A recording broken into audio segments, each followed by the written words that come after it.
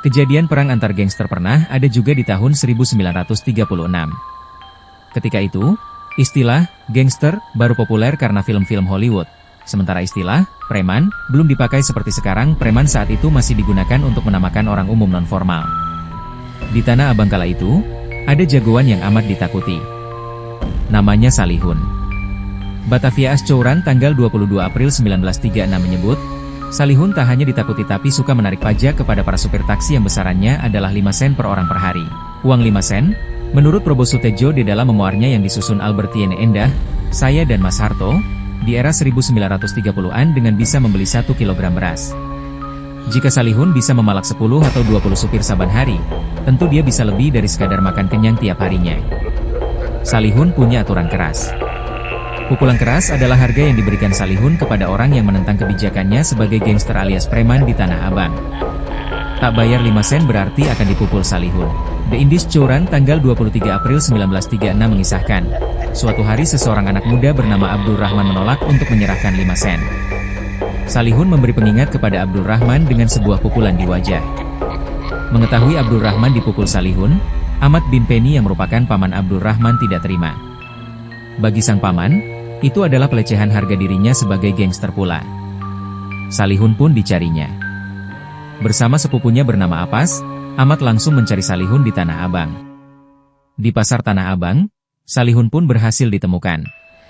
Ahmad pun langsung menuntut pertanggungjawaban Salihun atas penganiayaan terhadap keponakannya. Salihun menanggapinya sebagai gangster lokal. Dia mengeluarkan parang.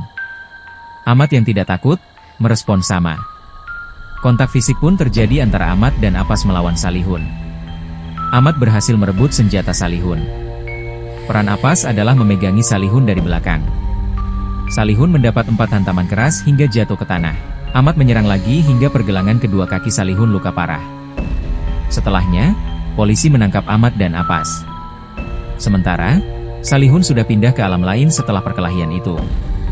Kepada polisi Ahmad mengaku tak ingat apapun setelah merebut parang Salihun. Ahmad seolah dirasuki hingga parang di tangannya melayang-layang ke arah Salihun. Ahmad juga mengaku dirinya langsung menyerahkan diri ke polisi setelah kejadian. Sementara, kepada polisi Apas mengaku sempat ingin mencegah perkelahian. Namun, pengakuan Ahmad dan Apas itu berlainan dari keterangan istri Salihun. Menurutnya, 10 tahun sebelum kejadian, pemalakan berujung pemukulan Abdul Rahman, itu pernah terjadi perkelahian antara Ahmad dan Salihun. Tampaknya Ahmad kalah dan Salihun keluar sebagai pemenang. Maka penarikan pajak dilakukan oleh Salihun. Dalam dunia bawah atau dunia hitam, pajak ditarik oleh pemenang. Maka, dalam kasus duel yang berujung tewasnya Salihun, istri Salihun menyebutnya Ahmad sedang membalas dendam kepada suaminya. Kasus perkelahian yang berujung kematian Salihun itu menarik perhatian banyak orang, termasuk perwira polisi kolonial yang orang Belanda. Ini karena Salihun bukan orang sembarangan di Tanah Abang. Salihun semasa berkuasa di sana ibarat hukum yang mengatur dan menengahi persengketaan di antara para supir yang dipalakinya.